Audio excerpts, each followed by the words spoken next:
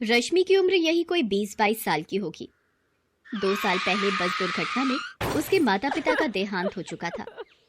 उसका इस दुनिया में अपना कहने वाला कोई भी नहीं था। रश्मि को पढ़ने का बहुत शौक था। उसके पिता उसे कलेक्टर बनाना चाहते थे।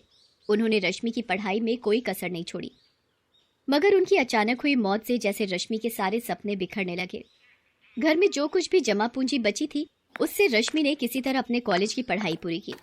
उसके मन में अभी भी कलेक्टर बनने का सपना फल फूल रहा था, मगर पैसे की समस्या मुंह बाए खड़ी थी। पर रश्मि ने भी हार नहीं मानी। अपनी कलेक्टर की पढ़ाई जारी रखने के लिए उसने एक घर में खाना बनाने और बर्तन मांजने की नौकरी कर ली।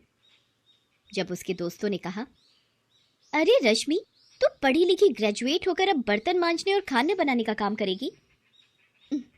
कोई भी काम छोटा या बड़ा नहीं होता, और फिर ये काम मैं अपना जीवन गुजारने के लिए नहीं, बल्कि अपने सपने को पूरा करने के लिए कर रही हूँ। फिर रश्मि ने काम शुरू कर दिया। दिन भर वो जी तोड़ मेहनत करती और शाम को घर आकर पढ़ाई करती। जहाँ वो काम करने जाती थी, वहां से उसका घर करीब 5 मील पर था। तेज चलने पर भी 9 बजे रात से पहले घर नहीं पहुंच पाती थी। रात को लालटेन के सामने थकी हारी पढ़ने बैठती और ना जाने कब सो जाती, उसे पता ही नहीं चलता। उस पर इतना जी तोड़ काम करने के बाद भी उसकी कमाई इतनी नहीं हो पाती थी कि वो तैयारी के लिए सारी किताबें खरीद पाती। कोचिंग करना तो दूर की बात थी। फिर भी रश्मि हिम्मत नहीं हार रही थी। जिस घर में रश्मि काम करती थी, उस घर का बेटा अमित भी यूपीएससी की तैयारी करता था। एक दिन काम करते हुए रश्मि ने अपनी मालकिन से पूछा, माँ जी, क्या अमित भैया भी यूपीएससी की तैयारी कर रहे हैं? हाँ, पर तुझे उससे क्या? तू अपना काम कर। बड़ी आई इंक्वायरी करने वाली की कौन क्या पढ़ रहा है। मालकिन की बातें सुन रश्मि ने जल्दी जल्दी अपना काम निपटाया और घर जाने को तैयार हुई। तब मालकिन ने कहा, कल जरा जल्दी आना, कुछ मेहमान आने वाले हैं घर पर, उनका खाना बनाना है। तेरे जो एक्स्ट्रा पैसे लगेंगे मैं दे दूंगी। माँ जी, मुझे पैसे नहीं चाहिए। अगर अमित भैया की पुरानी यूपीएससी की किताबें मुझे मिल जाए तो बड़ी मेहरबानी होगी। तभी अमित वहां आ जाता है। रश्मि की आखिरी बात उसके कानों में पड़ जाती है। वो उसका मजाक उड़ाते हुए कहता है, अच्छा, तो तू कलेक्टर बनेगी हैं? अरे औकात में रह अपनी। तुझे पता भी है कि यूपीएससी क्या चीज है? अच्छे अच्छों को नानी याद आ जाती, नानी। तेरे जैसे लोग कलेक्टर बनने लगे तो हो गया देश का उद्धार। अमित की बात पर उसकी माँ भी जोर से हंस पड़ी। रश्मि दुखी मन से वहां से निकल पड़ी। इस बात ने उसे थोड़ा दुखी तो किया, मगर उसके हौसले को तोड़ नहीं पाई। चाहे कितना भी मजाक उड़ा ले मेरा, मैं तो अपने सपने को पूरा करके ही दम लूंगी। आज से मैं 10-10 घंटे पढ़ूंगी।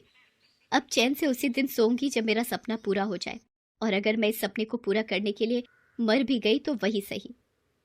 रश्मि ने ठान तो लिया, मगर किताबों की समस्या अभी भी हल नहीं हुई थी। अगले दिन वो फिर काम पर गई।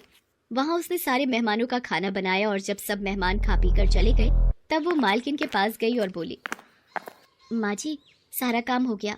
आपने कहा था कि आप कुछ एक्स्ट्रा पैसे देंगी। अगर कुछ पैसे मिल जाएं तो मैं उनसे किताब खरीद लूंगी। मालकिन का सारा काम तो हो गया था, इसलिए उसके मन में कुटिलता पनप गई। उसने कहा, अरे तुझे किताबें ही चाहिए ना, तू अमित की किताबें लेती जा और उन्हें पढ़कर वापस कर देना। रश्मि को यही तो चाहिए था। उसने तुरंत हामी भर दी। फिर उसकी मालकिन ने अपने बेटे अमित को बुलाया और कहा, बेटे, इसे अपनी कुछ किताबें दे दे, ये 2-3 दिनों में उसे पढ़कर वापस कर देगी।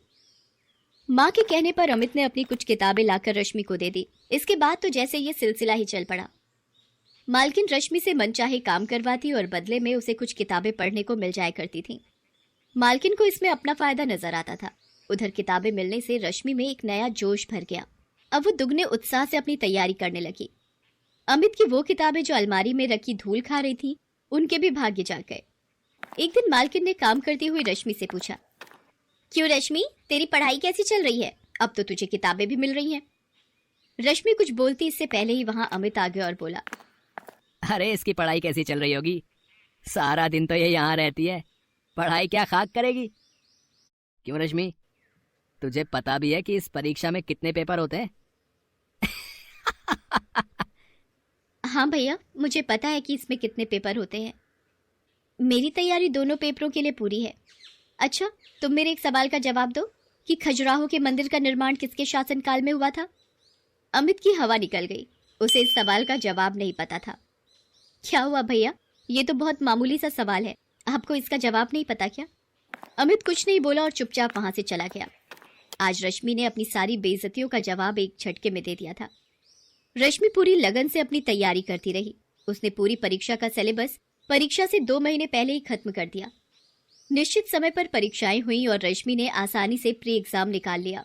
उधर अमित अपनी तमाम कोशिशों के बावजूद भी इसमें सफल नहीं हो पाया। रश्मि ने प्री की अपनी सफलता की बात किसी को नहीं बताई। जब तक मैं इंटरव्यू नहीं पहुंच जाती तब तक किसी को यह सब बताना ठीक नहीं है। इस तरह लगातार परिश्रम करते करते रश्मि ने मेंस की परीक्षा भी पास कर ली। अब सिर्फ इंटरव्यू देना बाकी रह गया था। इंटरव्यू से एक दिन पहले, देख रश्मि, कल अमित का जन्मदिन है, काफी सारे मेहमान आने वाले हैं, तू जरा जल्दी आ जाना। लेकिन माँ जी, कल तो मेरा आना मुश्किल है, कल मेरी आखिरी परीक्षा है। हाँ, बड़ी आई परीक्षा देने वाली, जितना बोला उतना कर। अगर कल तू नहीं आई तो फिर तुझे दोबारा यहाँ घुसने नहीं दूंगी। रश्मि ने मालकिन की बात नहीं मानी और निश्चित समय पर इंटरव्यू देने गई। मालकिन ने उसी दिन दूसरी नौकरानी रख ली। आने दो उस नवाबजादी को पगार मांगने, ऐसी खरी खोटी सुनाऊंगी कि जिंदगी भर याद रखेगी। मगर रश्मि उस दिन के बाद फिर कभी उस घर में नहीं गई। ईश्वर ने उसके भाग्य में कुछ और ही लिख रखा था। इधर मालकिन उसे खरी खोटी सुनाने का इंतजार करती रही, उधर यूपीएससी की परीक्षा का परिणाम आ गया। रश्मि ने 67वें रैंक के साथ न सिर्फ ये परीक्षा पास की थी, बल्कि टॉप 100 में भी आई थी। शहर के सारे अखबार उसकी कामयाबी के किस्सों से भरे थे। अमित और उसकी मां ने जब अखबार के पहले पन्ने पर रश्मि का नाम और उसकी प्रशंसा देखी तो उनके मुंह खुले के खुले रह गए। कल तक उनके घर में काम करने वाली ने आज अपने मेहनत के दम पर वो मुकाम हासिल किया था कि अमित और उसकी मां जैसे लोग उसके आसपास भी नहीं फटक सकते थे। उधर रश्मि आज बहुत खुश थी।